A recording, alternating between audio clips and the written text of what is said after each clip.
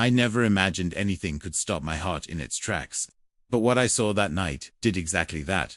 Max was acting strange. At first I didn't notice it. He was always a bit excitable on walks, especially when we ventured into the woods behind the house. But this time, there was an urgency in his every step, a tension in the air I couldn't ignore. His usual joyful barks were replaced with low growls, and his tail, normally wagging happily, was stiff, alert. Something was wrong. "Max," I called out, my voice betraying a hint of unease. "What's going on?" He didn't answer. Of course, dogs don't talk. But Max didn't need to. He was already running ahead, darting between trees and over brush. A speed and focus I'd never seen in him before. I felt a chill crawl down my spine. This was no ordinary walk. I had no idea where he was going, but I had no choice but to follow. My feet moved automatically, my heart beat loud in my ears as I pushed through the underbrush, Max's frantic movements guiding me. The farther I went into the woods, the more it felt like the air itself was holding its breath. Then, I heard it whimper. It was faint, barely audible at first, like a soft cry carried by the wind, but it stopped me dead in my tracks. My stomach twisted in an instant. "Max," I whispered urgently, "where are you going?" I couldn't see him anymore, but I could hear him, his body low to the ground, his growls louder now, as if he was trying to get to something or someone. And then I saw it. A small puppy, its body hanging lifeless from a low-hanging branch of a tree. The shock of it hit me like a freight train. I froze, my mind refusing to accept what I was seeing. The puppy's tiny body was suspended by its collar, twisted and tight around its neck, the weight of its own lifelessness keeping it from falling. Its legs hung limply, and its chest was still. It was hanging, barely alive, struggling to breathe. "Oh no," I whispered under my breath, stepping closer in disbelief. "What the hell happened to you?" Max had already reached the puppy. His sharp bark echoed in the stillness as he nudged it with his nose, his eyes wide with concern. But even Max, who had been the epitome of confidence and joy, was now silent, his body stiff, his posture alert. He too seemed to understand the gravity of the situation. This wasn't just any find, this was something worse.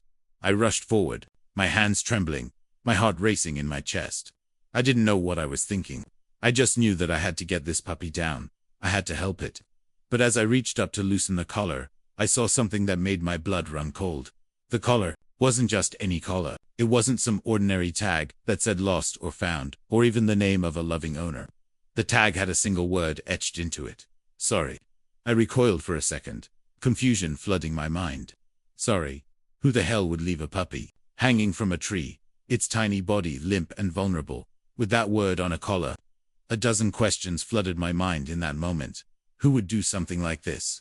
Why? What kind of person abandons an animal like this and leaves behind an apology? I didn't have the answers. Not then. Not in that instant. But what I did know was that this puppy wasn't just a victim of neglect, had been betrayed, left to die in the most brutal way imaginable. I didn't have time to think about it. Every second mattered. The puppy was still breathing, but barely. I needed to act fast.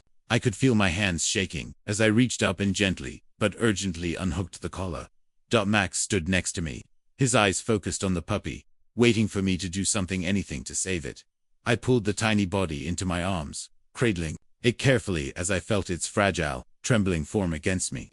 It was so small, so light, but it was alive. Barely. I looked down at the tiny creature in my arms, its eyes still wide with fear, its body shivering with the remnants of the trauma it had just endured. Max stayed close, sniffing the puppy, his concern obvious. He had found it. He had led me here. But now, it was up to me to save it. As I turned to run back home, my mind was a whirlwind. I couldn't get rid of the image of the word on the collar. Sorry. Who had left that puppy there? Who had given up on it? And why? I didn't have the answers. But I knew one thing for sure. Why I was going to save this puppy. I wasn't going to let it die. I couldn't shake the feeling that I was running out of time. The puppy's tiny body felt like a fragile, lifeless weight in my arms. Its breath shallow, labored. Every second counted. I had to get him to safety. But as I sprinted through the woods with Max following close behind, I couldn't help but wonder if it was too late. Could he be saved? Max, who had always been the picture of confidence, was now as serious as I'd ever seen him. He trotted at my side, never leaving my heel, and I could feel his quiet determination. The two of us, moving as one, had never felt more connected than in that moment. Max, who had found this puppy, had somehow known that this little soul needed our help. The air around me seemed to thicken with every step. The weight of the situation pressing down harder.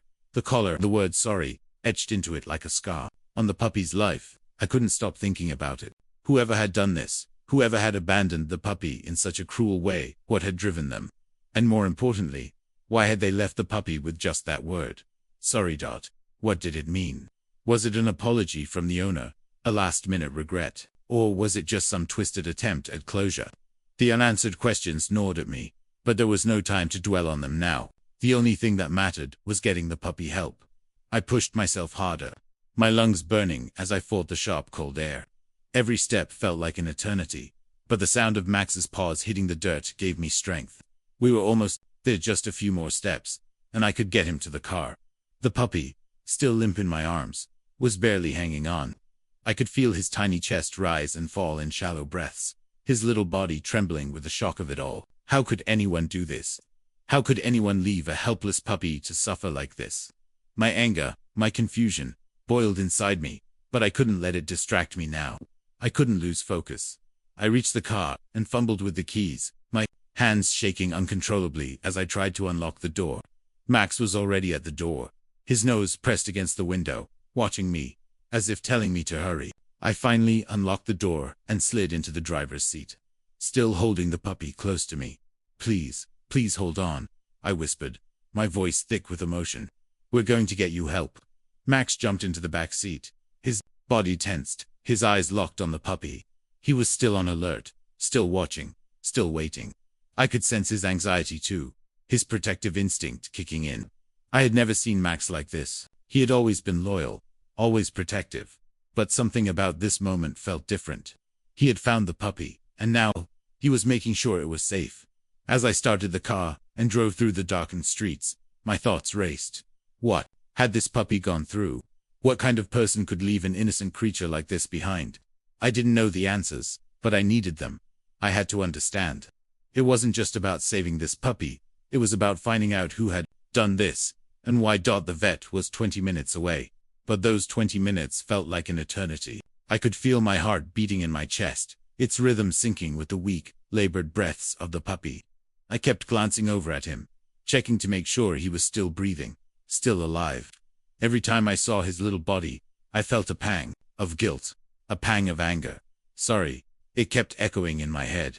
It was like the puppy had been marked by something far more sinister than just abandonment. It was as if someone was trying to leave behind a message, a final act of remorse. But who? I turned the corner and sped down the street toward the vet's office, my mind consumed with questions. Max was quiet now, lying down in the back seat, but never taking his eyes off the puppy. I knew Max was as anxious as I was. I could tell. He wanted to protect this small creature, as if he knew it had suffered enough. The vet's office came into view, a beacon of hope in the darkness. I parked in front of the building and rushed inside, cradling the puppy in my arms. The vet staff rushed toward me, their faces filled with immediate concern. What happened? One of the technicians asked as she quickly took the puppy from my arms, her hands moving with practiced urgency. Is it breathing? Yes, I gasped, my breath still shaky from the run. Barely. I found him in the woods. He was hanging from a tree by his collar. He's alive, but just barely. Please, you have to help him. The technician didn't waste any time. She motioned for another staff member to grab the medical supplies, and within moments, they had the puppy on a table, hooked up to an IV and oxygen. I watched helplessly, my chest tight, as I waited for them to work.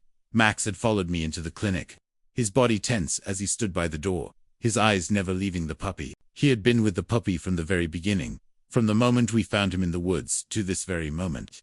He wouldn't leave, and neither would I. The vet, a calm middle-aged man, walked over to me after a few minutes of examining the puppy. His face was serious, but there was a flicker of hope in his eyes. The puppy is lucky to be alive, he said. The collar was very tight, but we've managed to stabilize him for now. He's dehydrated, malnourished, and extremely weak, but we're going to do everything we can. I nodded, unable to speak as the weight of the situation pressed down on me. The vet's words gave me a sense of relief, but I couldn't shake the nagging questions in my mind. Why had someone left him like this? Why had they gone to the effort of hanging him, then leaving behind an apology on his collar?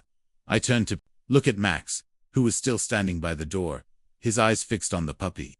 I bent down to his level, running my hand over his fur. "You did good, Max," I whispered. "You found him. You saved him." Max gave a soft whine, his tail twitching slightly. He was still on edge, still worried. And I couldn't blame him. We both knew that this puppy had been through something unimaginable. But for the first time, I felt a glimmer of hope. The puppy was alive. And as long as he was still breathing, there was still a chance. The days that followed were a whirlwind of emotions, each moment filled with a mixture of hope and anxiety. I could hardly sleep, my mind consumed with thoughts of the puppy, what he had endured, the cruelty that had been inflicted on him, and, most of all, the mystery surrounding the sorry tag. It gnawed at me, a question that I couldn't shake. Who would do something like this to such an innocent creature? And why leave a single word as an apology? I needed answers. But for now, all I could do was wait, watch, and help the little puppy heal. The vet had warned me that recovery wouldn't be easy. The puppy's body was weak, dehydrated, and malnourished, his collar having left deep marks around his neck. But he was alive. And that was more than I could have hoped for when I first found him hanging from that tree. It was nothing short of a miracle that he had survived at all. For the first few days, the puppy was kept in the clinic, hooked up to IVs, and given constant care. I visited him every day, my heart heavy with worry, my eyes scanning every inch of his fragile body for signs of improvement. Each day, the puppy grew a little stronger.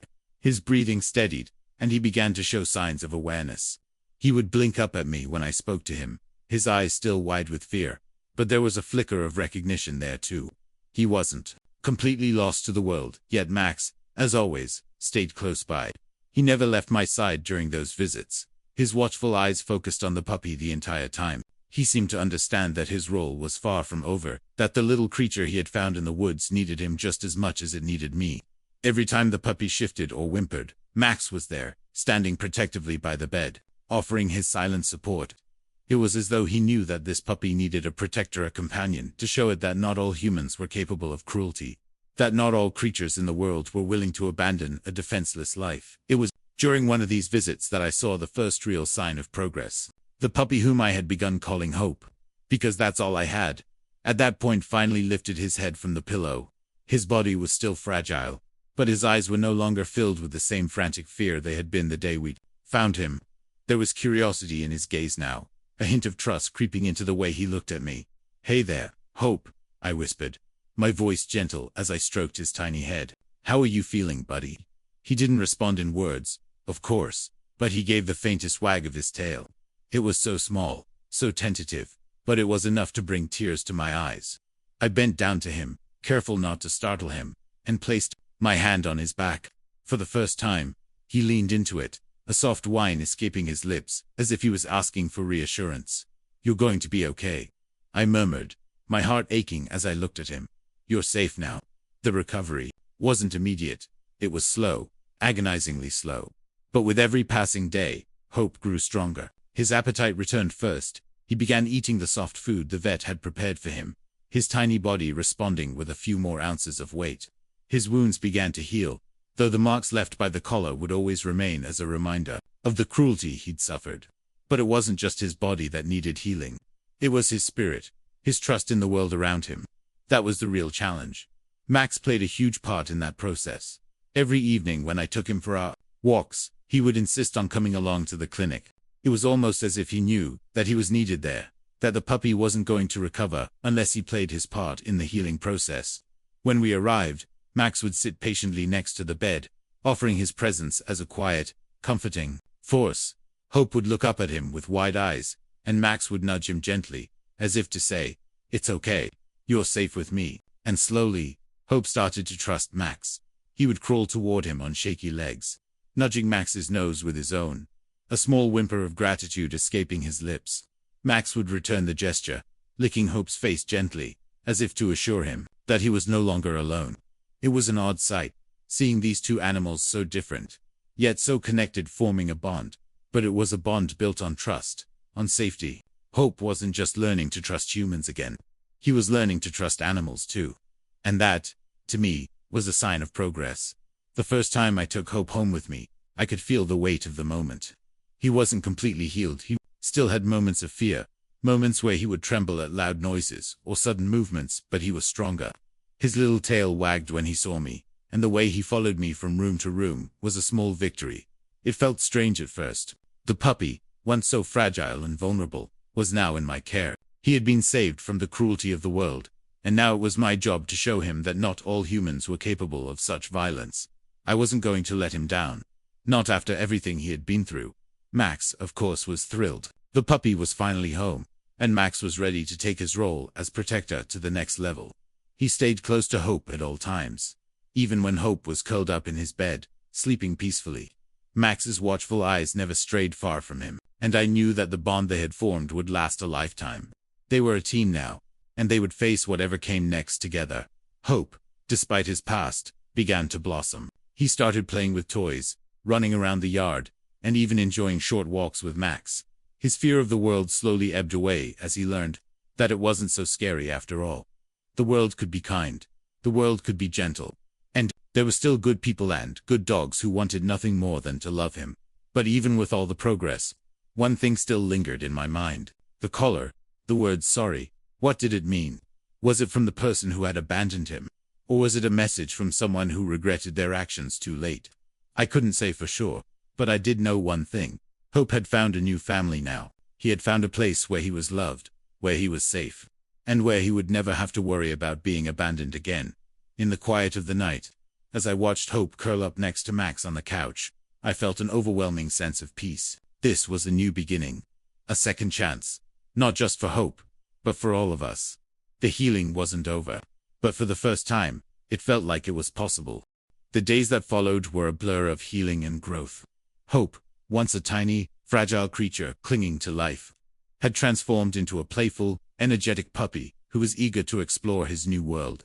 Every day brought a small miracle, a wag of the tail, a gentle nudge, a playful bark. And with each small victory, my heart swelled with pride and love. He was no longer the trembling puppy I had found hanging from that tree, with nothing but an apology to explain his suffering. Now, he was mine, and I was his. And that meant everything. Max, too, had transformed.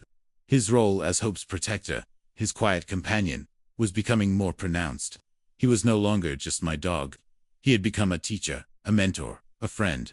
To Hope, the way they interacted with each other, the way Max would nudge Hope to play or lay next to him when he was feeling scared, showed me how deep the bond between them had grown. It was clear that Hope wasn't just healing physically. He was learning to trust, to love, and to live again. But even as the days passed and Hope grew stronger, the ghost of his past still lingered. I could see it in the way his ears would flatten at loud sounds, the way his body would stiffen when someone new approached. His eyes, once full of fear and uncertainty, now shone with curiosity. But there were still moments when the trauma he had endured would resurface. I knew that healing wasn't linear, that even after everything he had been through, it would take time before he truly understood that he was safe. One evening, as I sat on the couch, watching Max and Hope play in the yard, I realized just how far we had all come. The sky was a soft pink, the golden light of sunset casting long shadows over the grass as Max chased Hope. The two of them tumbling and rolling in the soft earth. I couldn't help but smile at the sight. For a moment, everything felt perfect. It was hard to imagine that just a few weeks ago, Hope had been hanging from a tree, clinging to life. "Hey buddy," I whispered, as Hope came over to sit by my feet, his tail wagging furiously. I ran my fingers through his soft fur, feeling the warmth of his body against mine. "You've come so far." Hope looked up at me, his eyes soft and trusting, his small body still a little too thin but full of life and energy. He nudged my hand with his nose, as if to say thank you, as if he knew, somehow, that I had been there for him when no one else had. And in that moment, I felt a surge of emotion that was both overwhelming and humbling. This little puppy, who had been abandoned and forgotten, was now a part of my life, a part of my family. But the mystery of his past still haunted me. The collar, the tag, sorry, what had it meant? And who had left him there, to die in the cold, abandoned and unloved? Was it truly an apology, or was it just the last vestige of someone's regret, their guilt too late to undo the damage they had caused? The truth was, I would never know. I would never be able to understand why someone would do such a thing to an innocent animal. But I had learned something important in the process. I had learned that sometimes, the past doesn't define us. It doesn't determine who we become or how we live our lives. Hope had been given a second chance, and no matter what had happened to him before, I knew that he had a future filled with love, trust, and safety. I thought about the collar one more time. It had been left as a sign of regret, a message, a silent apology from someone who had failed him. But Hope didn't need that apology anymore. He didn't need answers. He needed love. And that was something I could give him. The healing process was far from over, but it was moving in the right direction. Hope was no longer the broken, scared puppy I had found hanging from that tree. He was becoming a dog full of life, full of joy, full of potential. Every day was a step closer to him finding his true self, to him becoming the dog he was always meant to be. One day, as we sat in the yard, Hope ran over to me, his body bounding with excitement, his tail wagging so hard it seemed like it might fall off. He jumped up, his tiny paws landing on my lap, as he licked my face with all the enthusiasm he could muster. I laughed, holding him close as he squirmed in my arms. His energy infectious. "You're going to be okay,"